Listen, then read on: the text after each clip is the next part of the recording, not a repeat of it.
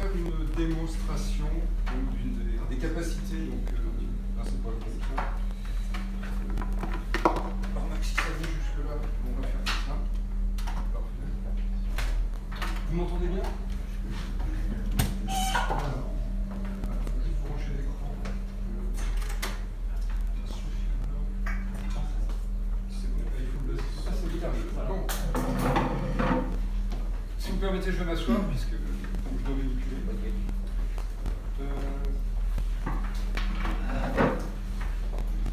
Alors, rapidement, pour faire le lien avec ce qui précède, donc, moi je vais vous illustrer.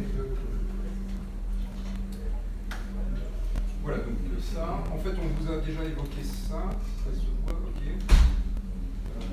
Donc, sur la partie extensibilité, je vais mettre le focus donc, sur l'extensibilité des processus. Très fréquemment, autour des applications SaaS, il y a un besoin de traiter certains processus qui ne sont pas supportés de manière native dans l'environnement SaaS.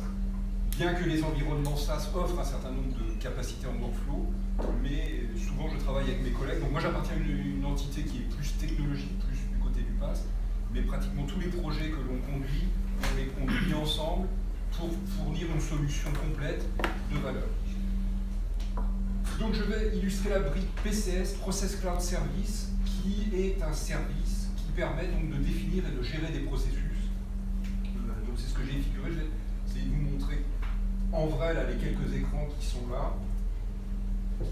Pour faire rapide en termes de présentation et laisser le maximum de temps à une démonstration en ligne, PCS donc c'est ce qu'on va appeler workflow, processus, il y a différentes terminologies qui parlent de la même chose. Donc on va être en self-service, donc ça veut dire c'est un service cloud. Donc le client va au travers de cette application pouvoir définir ses processus, donc c'est ce qu'on appelle la composition des processus. Donc on va définir les activités, les enchaînements, les acteurs, les connexions à des services qui vont faire le cœur donc, du processus. Donc ça c'est la partie designer, on va dire, administrateur du processus. Bah, c'est ce qu'on voit ici. Ensuite, on va avoir une notion de corbeille de tâches. Donc ça, c'est l'expérience de l'utilisateur, celui qui participe à un processus, soit pour l'initier, soit pour avoir une action dans le cadre du processus.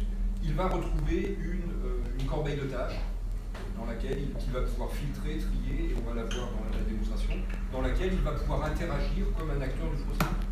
Et puis, bien évidemment, il y a toute une dimension supervision opérationnelle, à la fois le bon état de santé de l'ensemble du système, les temps de réponse, combien on a d'instances en cours, des choses comme ça, mais également des indicateurs métiers.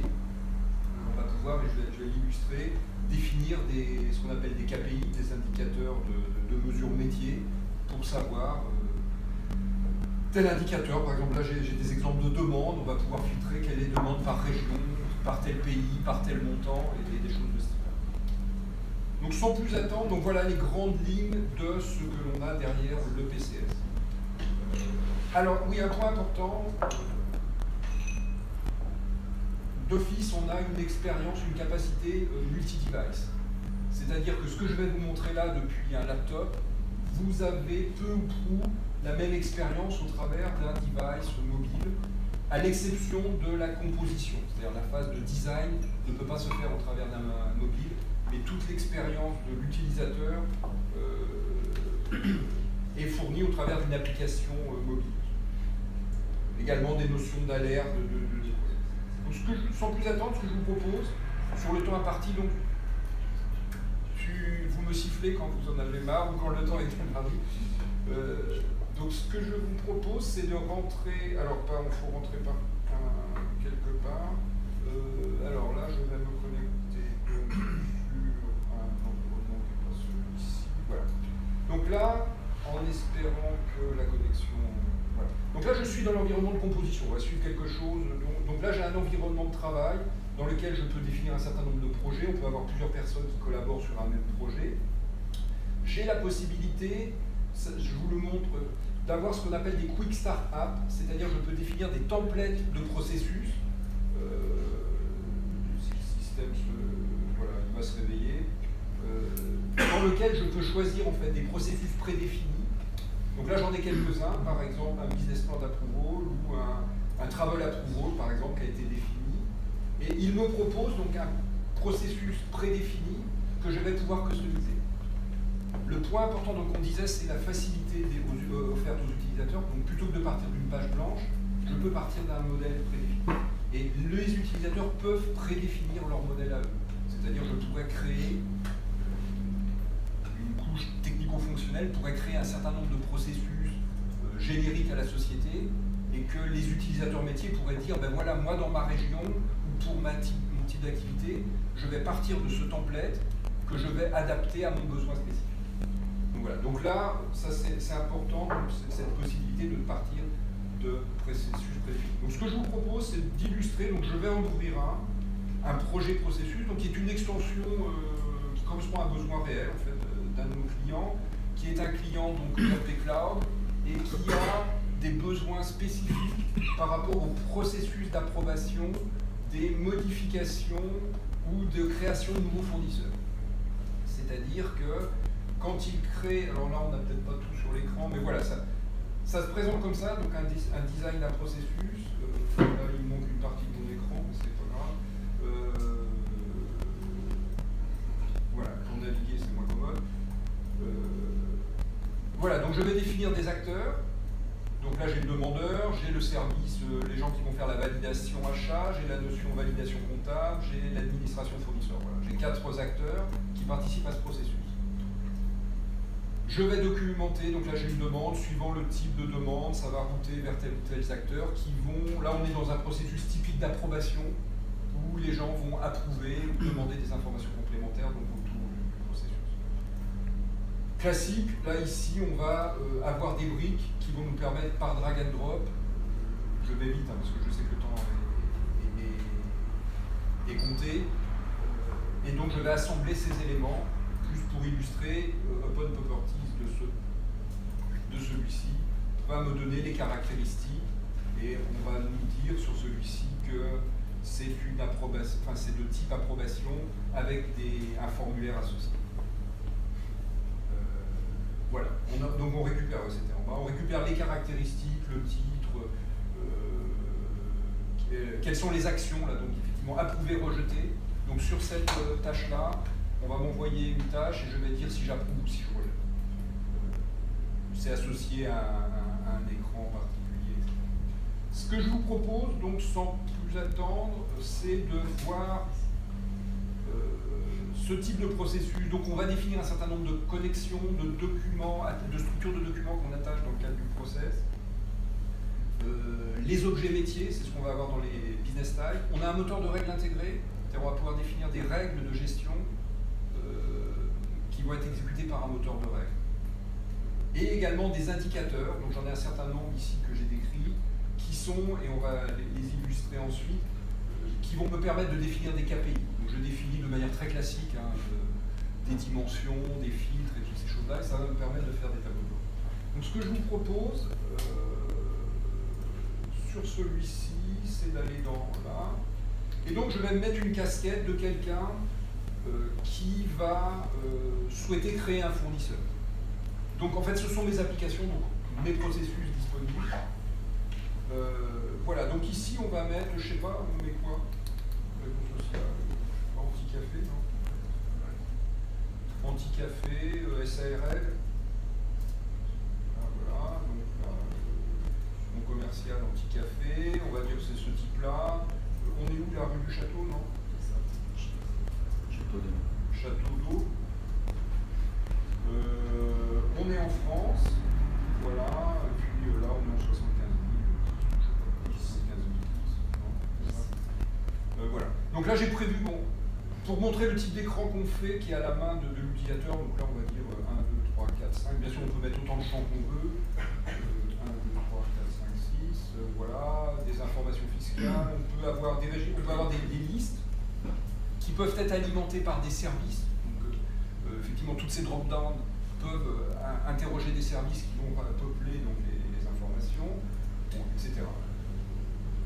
On peut, ça c'est un point important, accrocher des documents donc associés à notre demande Et donc là, on utilise un autre service cloud qui est Document Cloud Service, qui va servir donc, je vais choisir un fichier, je vais prendre demande orange, je vais prendre ça, c'est un petit fichier, upload. Donc là, je vais pouvoir, dans le cadre de ma demande, associer donc des documents qui peuvent être structurés. Là, je pourrais avoir si j'ai une demande qui est complète, je pourrais faire des structurations des folders, des dossiers pour mettre tel type de document à tel endroit. Et donc, j'arrive à un statut où je vais dire je soumets ma demande. Donc, en tant qu'initiateur, je vais la demander. On voyait que je pouvais la sauvegarder, donc si je pourrais interrompre un travail, s'il manque des éléments, je peux avoir commencé ma demande et la continuer. Donc là, j'ai lancé ma demande. Si je me mets... Là, j'ai une casquette pour aller vite, en fait, j'ai tous les rôles à la fois. Mais imaginons que je sois un autre utilisateur, que je me connecte, et que moi, je dois participer au processus. Je vois que dans ma corbeille, que je peux filtrer, là, suivant tout un tas de critères, et je peux mettre des filtres également sur des parties du titre, donc ce qui m'aide à m'y retrouver. Si j'étais sur mon appli mobile, ce serait la même chose, je retrouverais cette demande-là. Et je vois qu'il y a 17 secondes, on m'a demandé d'approuver la demande de création fournisseur de type non PO pour l'anti-café SARL, donc voilà. Donc, je vais prendre la dernière, parce que c'est la dernière, c'est sûrement la plus importante. Donc je retrouve effectivement ce que je vous ai montré tout à l'heure, l'approuvé rejeté, donc qui sont mes outcomes, ce que je peux faire de cette table. Mais j'ai également d'autres possibilités, c'est-à-dire je peux l'escalader, la réaffecter à quelqu'un d'autre, suivant les droits qui sont les miens.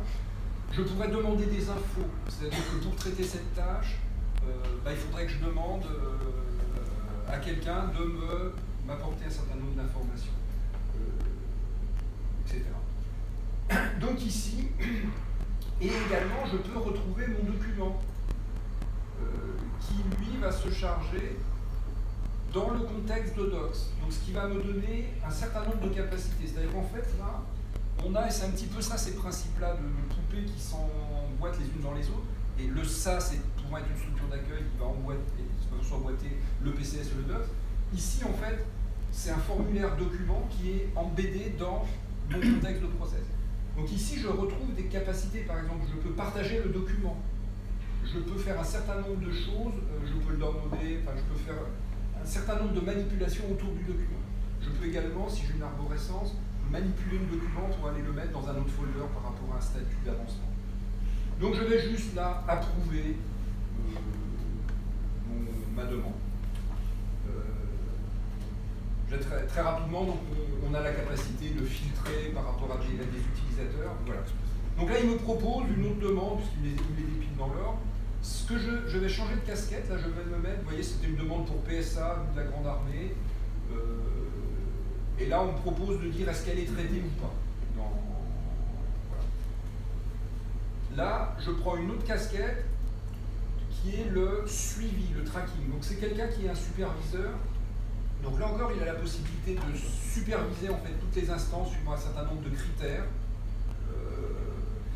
des due dates par exemple, des demandeurs, des types d'applications, des statuts par exemple en cours, en erreur, etc. Donc là, je vais toujours zoomer sur la nôtre, hein, puisqu'on est le 7 juillet. Voilà, donc là, le dernier qui a été créé, c'est celui-ci, approbation. On veut aller voir qu'est-ce qu'il advient de cette demande. Donc notamment, je vais faire quelque chose d'un petit peu graphique. En fait, là, vous voyez que je retrouve, donc là, on est en exécution du processus, je retrouve le flux, en fait, qui a été suivi par le processus que j'avais modélisé précédemment. Donc j'ai eu le demandeur, là, c'est quand j'ai fait ma demande, type de PO, donc on a filtré, donc du coup, on est sur ce type-là, donc on est passé sur approbation comptable, je crois, si je dis bien, et maintenant, est-ce que ça a été approuvé? Oui, non. Oui, ça a été approuvé, donc je suis dans le traitement de la demande. C'est pour ça qu'on demandait à l'individu est-ce qu'elle est traitée ou pas. J'aurai une tâche plus loin, bon, si je vais au bout, je recevrai un email en fait, parce que j'ai une tâche de notification qui peut envoyer des emails. Donc voilà rapidement illustré, et en plus on peut savoir où il en est, on peut descendre, puisqu'en fait j'ai plusieurs visions dans le suivi. Je peux le voir suivant ce schéma-là, qui est une autre représentation, et je pourrais savoir qui a approuvé, etc. Dernière chose que je veux vous montrer autour de ça, c'est la notion de dashboard, pour montrer qu'on peut faire des indicateurs métiers. Alors ce que je vous propose, comme cette base de données, là, ici, là, vous voyez, j'ai un certain nombre de dashboards prédéfinis qui me donnent sur l'état de santé, le nombre de tâches ouvertes, le nombre de... et on peut zoomer dans le détail. Mais je peux également définir mes indicateurs à moi, Business Analytics. Je vais vous montrer, donc ici j'ai peu de choses sur cette base, et je vais en créer un par exemple, nouveau fournisseur, là c'est celui-ci. Je vais prendre une série qui est la dimension par pays, peut-être, non? Voilà, on va le filtrer, on va regarder si ça retourne des données, voilà. Donc là, ça me donne un indicateur, un tableau de bord. Voilà, j'ai des demandes pour l'Allemagne, la France et les États-Unis. Là, c'est le nombre de demandes. Ce que je vous propose, c'est de passer sur un autre environnement où j'ai un peu plus de population dans le système. Sauf que là, je vais appeler les États-Unis. C'est WordPress. J'espère que c'est clair parce que je le fais un peu au pas de charge. Donc dites-moi, n'hésitez pas si vous avez des questions pendant qu'on traverse les réseaux. Non, c'est pas le tracking, donc de toute façon je me suis trompé, ça sert à rien. Ce sont les dashboards que je recherche. Donc voilà. Je suis dans les temps ou je suis... Pardon? 5 minutes. Ah ben c'est parfait. Voilà, donc j'ai accéléré. Alors, je retrouve là, je suis sur une autre base, je retrouve quelque chose de beaucoup plus complet, parce que ce système-là, il y a 136 process en cours, enfin d'ouvert, il y en a 116 actifs. Là, il y en a 10 qui sont un peu partis en vrille, hein, parce que on nous dit qu'ils sont récupérables. Voilà, donc là, on peut zoomer, on peut filtrer. Bon, les tendances, alors, ça ne va pas avoir gros sens ici, parce que pour avoir des tendances, en fait, il faudrait de manière suivie avoir des vrais process et les alimenter au fil de l'eau sur du temps, alors que là, ce sont des choses très unitaires qui sont dans cette base-là. Donc en fait, on va avoir la tendance sur une journée, on n'a pas la tendance sur 3 mois par rapport à un cycle de vie d'un processus. Les workloads, donc on peut avoir les workloads par tâche, par assignee, donc les gens auxquels on affecte des tâches. On peut détecter des goulets d'étranglement ou des bottlenecks en anglais, des goulets en français. Voilà, mais ça, ce sont de l'aide qui est fournie donc en standard par le produit. Et ces indicateurs donc, qui sont out of the box. Ce que je vous propose de voir, c'est ici, j'ai créé en fait des indicateurs prédéfinis, par exemple, je vais refaire le lien avec ce qu'on a vu, les nouveaux fournisseurs par pays, par exemple. Alors là, j'en ai qu'un. On va me dire, c'est tout ça pour m'en montrer qu'un, parce qu'effectivement, là, je le filtre sur un mois, et celui que j'ai, c'est celui que je viens juste de créer Patrick pour sa présentation. Par contre, si je filtre sur 2 mois, parce que j'avais fait un certain nombre d'activités autour de ce mode-là, voilà, donc sur les... Voilà, donc je retrouve ici, alors c'est quoi? C'est mes demandes par pays. Donc en fait, je trouve que j'ai 8 demandes pour la France sur les 2 derniers mois. J'en ai sur l'Allemagne, j'en ai sur, voilà, qui était en bleu. Tout à l'heure, ma demande que j'avais faite, elle était pour l'Allemagne. Donc c'est pour ça qu'elle était bleue. Hein. Alors, ces trucs-là, je peux les présenter de différentes manières. C'est-à-dire, je peux les présenter comme ça, je peux les présenter en trucs cumulés également. Vous voyez là, donc, enfin, donc c'est un mini système de BI intégré, quelque chose de très simplifié, ça n'a rien à voir avec un outil BI, mais ça permet de faire des tableaux de bord. Et je peux également exporter, sauf que mon écran n'est pas assez grand là, à cause de la résolution, je peux exporter dans un format Excel mes données. Donc je pourrais éventuellement les récupérer dans des outils de bord, de tableau de bord plus traditionnels. Je vais en sélectionner un autre qui est un peu plus riche sûrement. C'est les demandes de modification, les types de modifications par pays, je crois. Voilà. Ah ben là, pour le coup, il faut que je demande sur une échelle de temps qui est plus grande. Visualize. Voilà. Et là, ce que je vais faire, je vais me présenter différemment. Je vais me demander comme ça. Voilà. Et puis, je ne le veux pas comme ça. Enfin, peu importe. Voilà. Et là, je vois que je peux me déplacer dans ma série. En fait, c'est ça la petite barre que j'ai en bas là. J'ai des séries ici d'informations, et donc je peux ici naviguer. Donc là, les abonnements en société, donc voilà, j'en ai 2 pour la France, 1 pour le UK et 2 pour les États-Unis. Autres demandes, etc. Donc là, on voit vraiment, ça, ce sont des. Vous mettez ce que vous voulez comme KPI de métier. Voilà, donc en termes de démonstration rapide, c'est ce que j'avais prévu pour montrer le produit qui fonctionne. Donc on retient, je vais juste revenir, parce que c'était sur mon écran ici, celui-ci. Donc en fait, on va en synthèse. Donc on a une solution de processus. Alors ce que je n'ai pas dit, c'est qu'effectivement, ici, je l'ai déclenché directement, le processus. L'articulation, en fait, elle se fait depuis les offres SaaS, où on va pouvoir activer, en fait, un processus. Et ensuite, c'est dans cet environnement-là que va être suivi et géré le processus. Voilà, donc on a tout ce qu'il faut pour définir du BPM ou des workflows. On va avoir toute cette notion de corbeille de tâches, on va pouvoir gérer, prendre part à nos activités et les organiser, les trier, les filtrer. Et on a, au travers des KPI et de la supervision opérationnelle, la possibilité de gérer des versions, de gérer tout un tas de choses autour de nos processus. Voilà, j'ai tenu le challenge du temps, j'espère que c'est clair en matière de présentation. Oui, merci.